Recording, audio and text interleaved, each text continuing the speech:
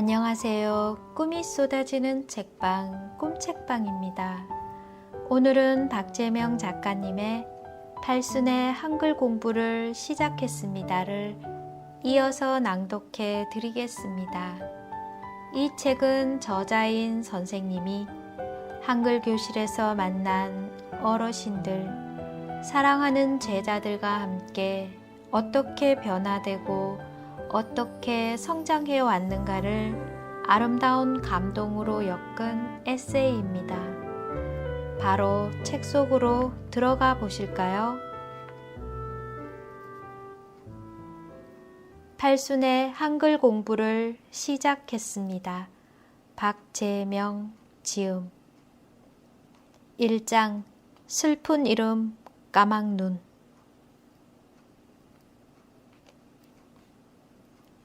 유일한 은사 박화일. 나는 시골에 살았다. 공부를 못했다. 암담했다.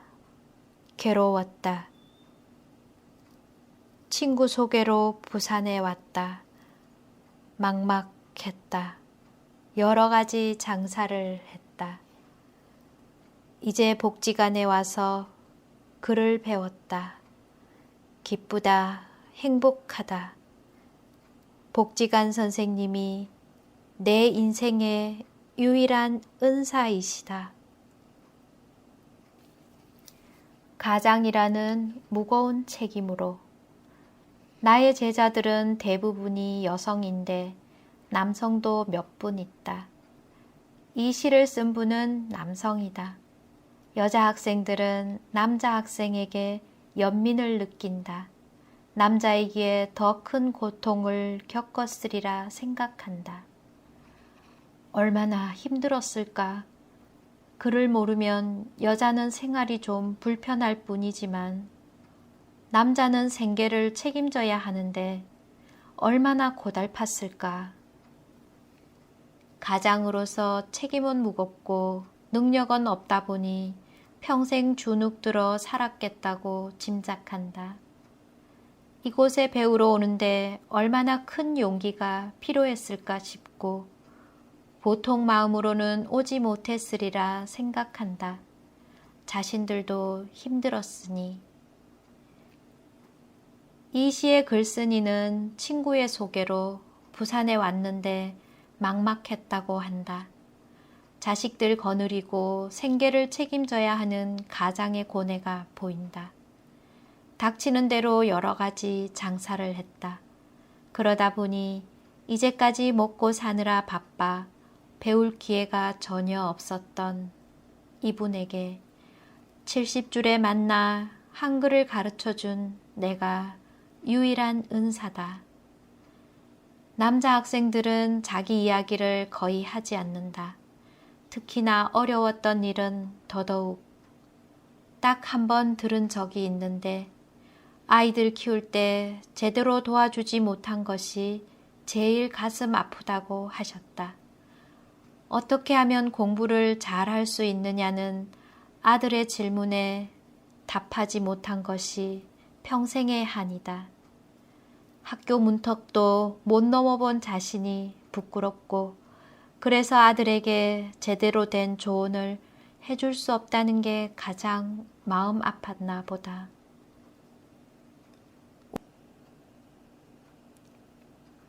우리나라 문맹자 중 남자는 얼마나 될까? 내가 가르치는 반의 경우 보통 한 반에 1명 정도이니 3%를 잡으면 311만 명 중 8, 9만 명 정도쯤 되려나? 그런데 2019년 초급반에는 30여 명 중 5사람이나 남자 학생이다. 갑자기 남자 어르신들이 늘었다. 더 이상 불편을 참을 수 없어서일까? 아니면 용기가 생기신 걸까? 그중 한 분은 부인과 함께 오셨다. 정말로 대단한 커플이다. 늦었지만 지금이라도 오셨으니 얼마나 다행인가. 부부가 다정스레 나란히 앉아서 공부하시는 모습은 보기에 참 좋다. 그부들의 부러움을 사고 있다. 여자 학생과 비교해 볼 때 남자 학생은 숫자가 아주 적다. 굶어도 아들은 공부시키는 시대였으니 남자 비문해자는 특별한 사정이 있는 경우가 대부분이다. 그래서 여자보다 배움이 더 힘들다. 사정이 비슷한 동료도 드물고 더 깊은 아픔이 있어서. 남자 학생들은 참 외로워 보인다. 평생을 좌절과 불안, 외로움 속에 보냈는데 이제 배우러 와서도 또 외롭다. 여자 학생들은 3355 이야기도 하고 맛있는 음식을 나누어 먹기도 하고 같이 식사도 하면서 교제를 한다. 그런데 남자 학생들은 그렇지 않다. 아니, 그렇게 하지 못하는 것 같다. 그저 시간에 맞춰 수업 시간에 들어왔다가 마치면 바로 사라지신다. 서로 말 한마디 없다. 자기 존재에 대해 수치심이 많은 듯 보인다. 여자들 앞에서 민망하고 부끄러워서이기도 할 것이다. 수업 시간 자체가 견디기 힘들지도 모른다. 이를 지켜보는 교사는 매번 안쓰럽고 마음이 아프다. 그래서 남자 학생들은 따로 반을 만드는 것이 어떨까 싶다. 그러면 학습 효과가 더 높고 남자들끼리 사귐도 있고 의지가 되지 않을까. 하지만 현실적으로 불가능한 일이다. 그동안 서럽고 힘들고 버거운 삶을 살아온 남자 제자들이 가장으로 짊어진 부담감과 책임감을 헐헐 벗어버리고 이제 자유롭고 즐겁게 편안한 노후를 보내면 참 좋겠다. 그들이 어깨를 활짝 펴고 자신 있게 크게 웃는 모습을 보고 싶다. 어둡고 불행한 터널에서 벗어나기를 간절히 바란다. 나도 공부하러 가면 안 되겠니? 눈물바다 김영숙. 거제도 아들네에 손주 받으러 왔다. 벌써 한 달. 마음은 공부, 온통 복지관에 다 가 있다. 고민 몇 번이고 생각 끝에 말했다. 아들아, 내가 공부하러 부산 복지관에 가면 안 되겠니? 아들 며느리 온 식구가 눈물바다가 되었다. 미안하다 아들아. 이 엄마는 정말 공부가 하고 싶단다. 공부하러 오기까지도 힘들었지. 이 글의 지은이는 몇 년째 열심히 수업을 받으러 오셨다. 이곳저곳 나를 따라다니면서 공부하시는데 일주일에 5번이나 참석할 정도였다. 그런데 온 마음을 쏟으시더니 어느 날 갑자기 나오지 않으셨다.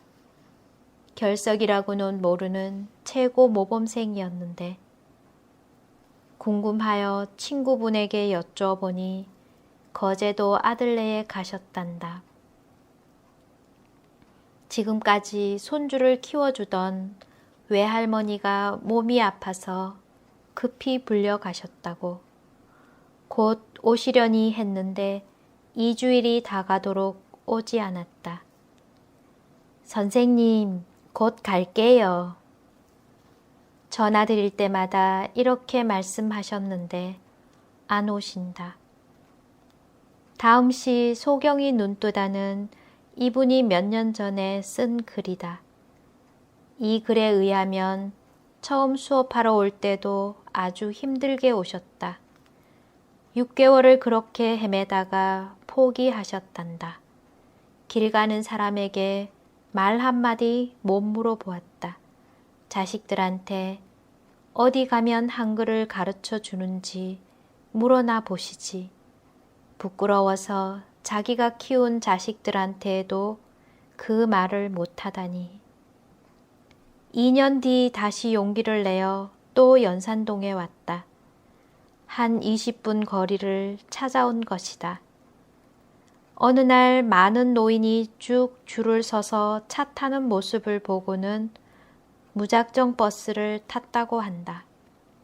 그게 바로 복지관 가는 셔틀버스였다. 바로 찾은 것이다. 이런 우여곡절 끝에 한글 교실에 들어오게 되었다. 얼마나 간절했을까. 자나깨나 오로지 그 생각밖에 없었다. 그러니 학구열이 높을 수밖에. 험한 고비를 넘기고 천신만고 끝에 나의 제자가 되었는데 이번에는 손주가 발목을 잡았다. 비어있는 자리를 볼 때마다 마음이 아팠다. 자식들 때문에 희생하고 살았는데 이제는 그 자식의 자식 때문에 또 희생을 해야 하나. 거리라도 가까우면 아이를 업고 오시면 될 텐데. 실제로 어떤 분은 아이를 업고 왔다. 손녀를 업고 수업에 임했다. 아이는 지겨워서 엎인 상태로 잠이 들었다. 골든벨 대회를 할 때도 아이와 함께 참석했다. 마치 5, 60년대 교실 모습을 방불케 했다. 이렇게라도 공부하고 싶어하는 마음을 누가 이해할 수 있을까? 그 누가 알겠는가? 한 맺힌 이분들의 몸부림을 자식이, 복지부가, 교육당국이 눈시울이 붉어질 때가 한두 번이 아니다.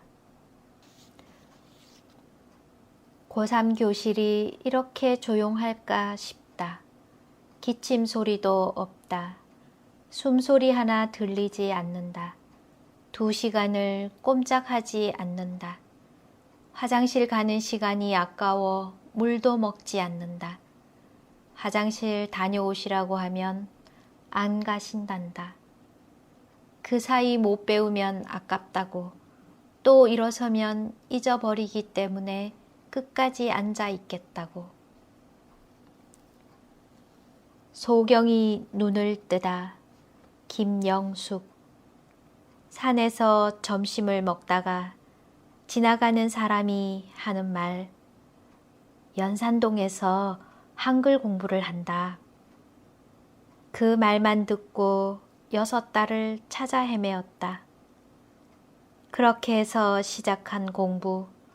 오늘날이 있기까지 정말 소경이 눈뜬 것보다 더 즐겁다. 선생님, 감사합니다. 아직도 많이 부족하지만 캄캄한 내 눈을 뜨게 해주어 고맙고 감사합니다. 선생님께 변절자. 선생님, 저희들을 가르치면서 너무 많이 힘드시죠. 말귀를 못 알아듣고 설명을 해도 모르니 참으로 답답하시죠. 7순이 넘어 글을 배워보려니 돌아서면 잊어버리고 정말 힘듭니다. 선생님, 죄송합니다. 그래도 서둘지 말고 편안한 마음으로 열심히 배우겠습니다. 대부분 어르신들은 눈만 감으면 잊어버리고 돌아서면 까먹는다. 그래서 돌아서지 마세요라고 농담도 한다. 잊음가의 처절한 투쟁이다. 노인 학생들을 가장 괴롭히는 것은 잊음이다. 불가항력이다. 잊음이 많아 괴롭다면서 선생님에게 죄송하다고 한다. 미안한 마음 또한 괴로움이다. 고민 끝에 어떤 분은 말씀하신다. 녹음을 하면 안 될까요? 라고. 들었던 내용을 잡아놓고 싶은 간절함이 넘쳐난다. 수업 중 몇 분은 서 있다. 잠이 와서가 아니라 허리가 아파서다. 앉은 자세보다는 서 있는 게 통증이 덜하기 때문이다. 여기저기 서 있는 분들을 바라보면 마음이 아프다. 아픈 허리에 복대를 두르거나 백내장 수술을 한 채 안대를 하고 오시기도 한다. 무릎 수술을 하고 바로 온 터라 상처가 덧나서 고생한 분도 있다. 수술한 부위에 열이 나서 수업 시간에 두 무릎을 밖으로 내놓고 거풍하기도 한다. 심지어 병원에 입원해 있으면서 틈틈이 오시기도 한다. 지팡이를 짚고 전동차를 몰고 유모차를 끌고 휠체어를 타고 시장 바구니를 들고도 오신다. 뼈가 약해서인지 팔다리가 부러진 분이 참 많다. 거의 한 반에 한 명씩은 꼭 깁스를 한 사람이 있다. 다리를 다치면 아예 못 오지만 깁스만 풀면 택시를 타고 달려온다. 팔이 부러진 분은 깁스를 한 채 온다. 한쪽 팔만 다친 분은 양반이고 더러 두 팔을 다 다친 분도 있다. 과거 학교에서 아이들을 가르칠 때에도 깁스를 한 학생이 그리 많더니 아이들은 주로 분노를 참지 못해 벽을 내리치는 바람에 손이 부러지는데 어르신들은 넘어지면서 발목이 댕강 부러지는 경우가 많다. 두 손을 다 못 쓰는 분은 필기를 못하지만 그래도 수업에는 참여한다. 걷지 못해 자녀의 도움으로 오는 분도 있다. 차로 모시고 온 딸이 2시간을 밖에서 기다린다. 딸이 참 고맙겠다고 하니 이런 대답이 돌아왔다. 고생해서 대학까지 보내줬는데 그래 하는 게 당연하지. 호탕하게 이야기했지만 얼마 가지 못했다. 딸한테 미안해서 공부하는 걸 그만두어야겠단다. 자식과 함께 와서 자식이 밖에서 기다리는 경우는 10중 8구 그 다음에는 안 오신다. 자식이 고생하는 게 부담스러워 공부를 포기한다. 어쩌면 딸이 엄마가 공부하는 것을 말렸을 수도 있다. 일반적으로 자식은 부모의 공부에 대한 한을 잘 이해하지 못하고 이해하려고 하지도 않는다. 어르신 한 분 한 분 사연이 다 인간극장의 소재 그 자체다. 사실 공부를 향한 처절한 몸부림 한가운데 내가 서 있다. 그러니 어찌 수업시간 1분 1초가 소중하지 않겠는가. 중고등학교 아이들이 한번 와서 참관했으면 좋겠다. 늙은 할아버지 할머니가 얼마나 열심히 공부하는지, 어떤 상황과 맞붙어서 싸우고 있는지 보고 깨달았으면 한다. 도저히 포기할 수 없어.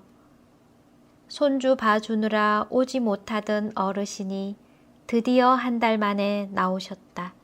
상기된 얼굴로 웃음 지으며. 그러곤 이런 이야기를 들려주었다. 눈은 아이를 보고 있어도 마음은 온통 복지관에 가 있었다고. 지금쯤 시작했겠지. 오늘은 뭘 배웠을까? 오늘 숙제는 뭘까? 도저히 포기할 수 없어서 아들에게 이야기하기로 했다. 몇 날 며칠을 연습한 끝에 어느 날 저녁에 말을 꺼냈다. 아들아, 엄마는 공부를 하고 싶단다. 아들은 통곡했다. 자기 다리를 꼬집으며 가슴팍을 치면서 엄마 가슴 속에 저리 큰 한이 있었다니. 아들은 엄마의 한과 그간의 아픔 혹은 고통을 전혀 몰랐다. 아들은 몸부림치면서 울부짖었다. 며느리도 영문을 모르는 어린 손주도 서로 끌어안고 눈물 바다를 이루었다. 물론 어르신도 목 놓아 울었을 것이다. 이 말을 들은 우리 학생들도 울었다. 너무나 이해되기에 교실이 눈물바다가 되었다. 이 이야기를 글로 쓴 것이 앞의 시이다. 읽을 때마다 보는 이가 다 눈시울을 붉힌다. 이후 지금까지 잘 다니고 계신다. 요즘은 일기도 꼬박꼬박 쓰신다. 나는 늦깎이 학생들에게 부탁하곤 한다. 자식에게 부끄러워하지 말고 공부한다고 말하라고. 책가방도 사달라 하고 집안일이 있어 수업하러 오지 못할 사정이 생기면 자식들에게 휴가를 쓰고 와서 대신 일을 보게 하라고 가르친다. 그래도 된다고. 그럴 자격이 충분하다고. 국가가 인정하는 자격이다. 그래서 국가가 무료로 교육하고 있는데 왜 자식한테 말하지 못하냐고 말이다. 2장 눈뜨니 새로운 세상. 세상이 이렇게 아름다울 줄이야. 다시 찾은 내 이름 최곡지. 나도 모른 내 이름 어떻게 생겼을까?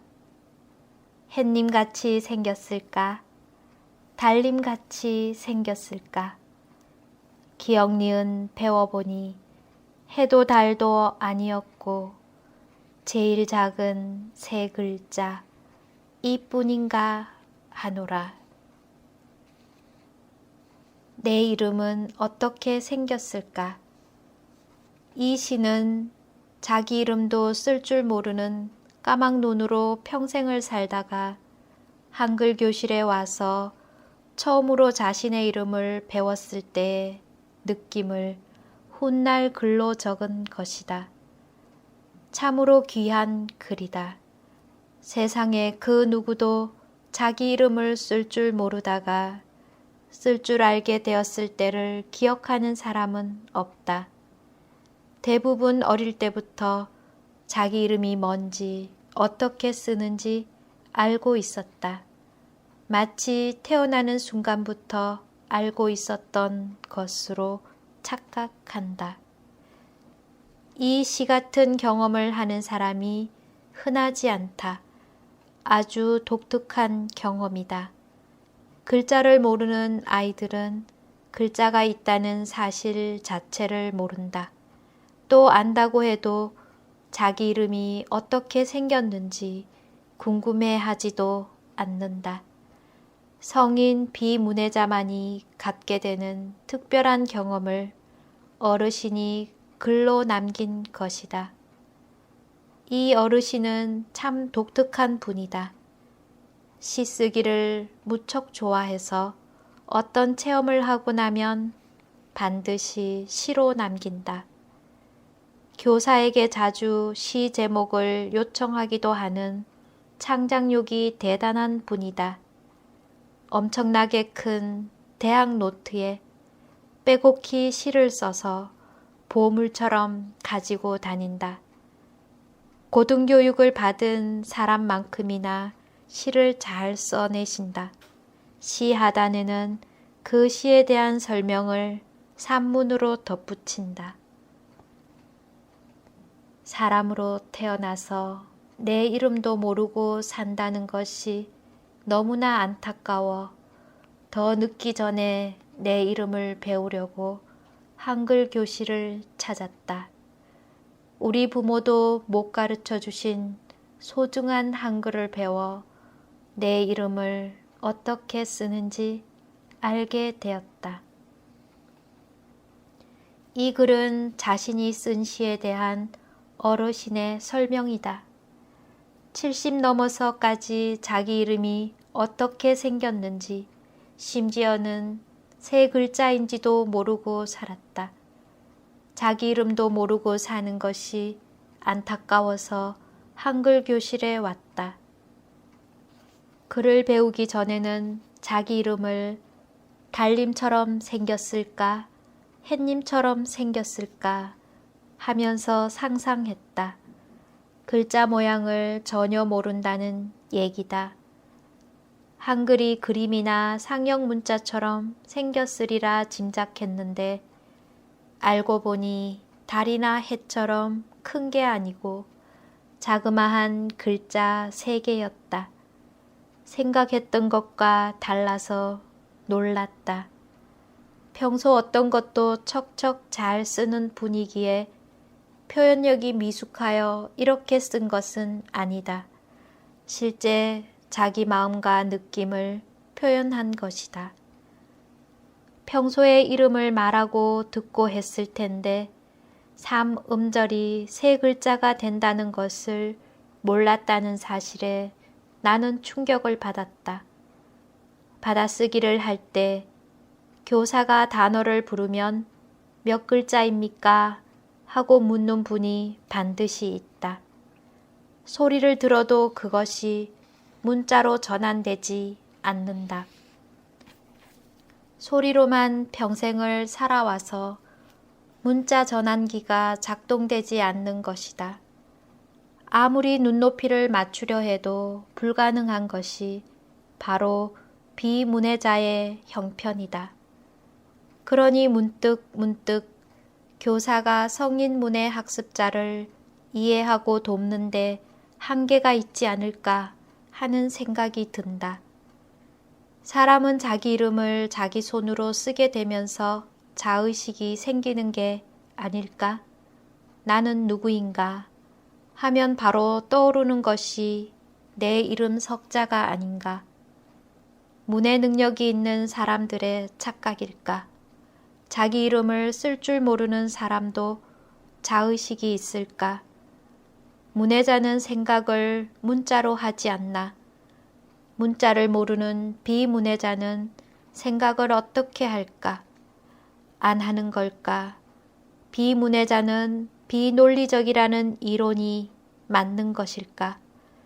결국 문자를 아는 사람은 문자를 모르는 사람이 어떤 시스템으로 살아가는지를 전혀 모른다. 비문해자가 글을 배우면서 제일 먼저 마주하는 것은 자신의 이름이다. 소중한 한글을 배워서 처음으로 자기 이름을 쓰게 되었다고 말한다. 그래서 나의 제자는 다시 찾은 이름이라고 했다. 이미 있었지만 이제야 진짜 내 것이 되었다. 인생은 자기 이름을 쓸 줄 알기 전과 후로 나누어진다. 다시 찾은 자기 이름과 함께 자의식을 갖고 새로 탄생한다. 이름을 쓰는 것만으로 새로운 세상에서 이전과 다른 삶을 시작하는 것이다. 새로운 자아의 발견이다. 새로운 세상으로의 진입이다. 내 이름 김주희. 나이 들어 늦게 공부를 합니다. 마음먹은 대로 잘 되지 않습니다. 병원에 다니면서 하려니 더 힘이 듭니다. 그래도 병원에 갔을 때 내 이름을 쓸 수 있어 기쁩니다. 나의 꿈은 끝까지 공부를 하는 것입니다. 나이 들어서 하는 공부라 힘든데 병까지 들어 더 공부하기가 어렵다. 그래도 병원에 갔을 때 이름을 쓸 수 있어서 기쁘다. 자기 이름을 쓰는 기쁨 때문에 병원 다니기가 덜 힘들었다. 아들이나 남편을 두고 혼자 병원에 갈 수 있어서 너무나 다행이었다. 2년 후 당당히 건강한 몸으로 공부를 하러 다시 복지관에 오셨다. 이름을 쓸 수 있었기에 끝까지 공부하겠다는 꿈이 있었기에 병을 이겨냈다. 그 무서운 암을 말이다. 눈뜬 봉사, 양영자. 나는 눈뜬 봉사로 살아왔다. 한글을 모르니 세상이 어두웠다. 내 나이 70을 훌쩍 넘어 공부를 시작했다. 한글을 한자 한자 배워가면서 눈뜬 봉사를 면하게 되었다. 내 눈은 조금씩 밝아왔다. 이른 새벽에 조금씩 밝아오는 햇빛과도 같았다. 세상이 이렇게 아름다울 줄이야.